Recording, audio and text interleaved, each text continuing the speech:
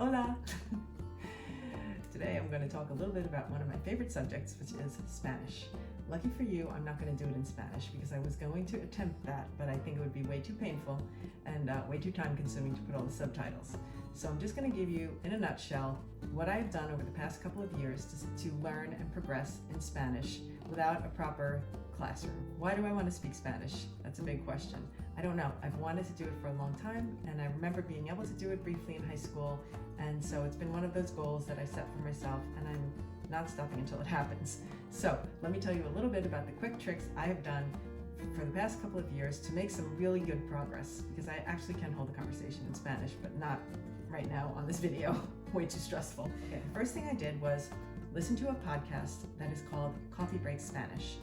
What I love about this podcast is it starts from the beginning and it takes you through the basics from hola, adios, right through verbs, conjugations, and then I've listened to 100+ episodes of this, just one a day, two a day maybe, making progress just to have a review of what I remember from high school vaguely. I decided to add in an app named Duolingo, and that does the same kind of thing, only you can do it with an app. I'll show it to you. Here's what it looks like. So the app looks like this. It's a little owl. Oh, there's me and Tom. So the little owl app. And when you go into the app, it's like a game. You fill in the blanks with the words. And again, it builds from the beginning, basics, and then adds on.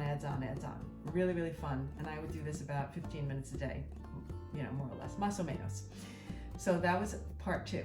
Part 3 is I did buy some Spanish libros para practicar. And I grabbed a couple off the internet, just picked what I thought might be interesting. And I do a page a day, sometimes, a couple pages a week, just to practice writing, just to practice doing exercises. Once I was pretty confident on those 3 things pretty solidly, I decided that I needed to advance my listening skills a bit more. So I added in a podcast named Españolistas. Now, Españolistas is really cool because it's 2 people that happen to be in a relationship and actually now they're married.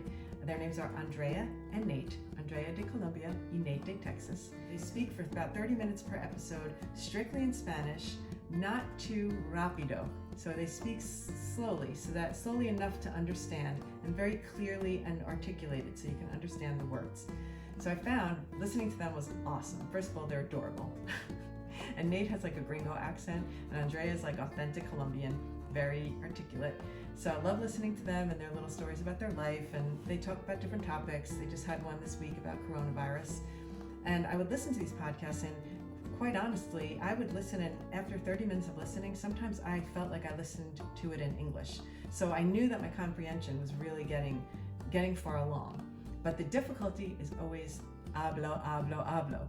I decided that I really have to find a way to speak more. And one of the podcasts recommended a website named italki.com. Went on that website and selected a teacher named Fabi.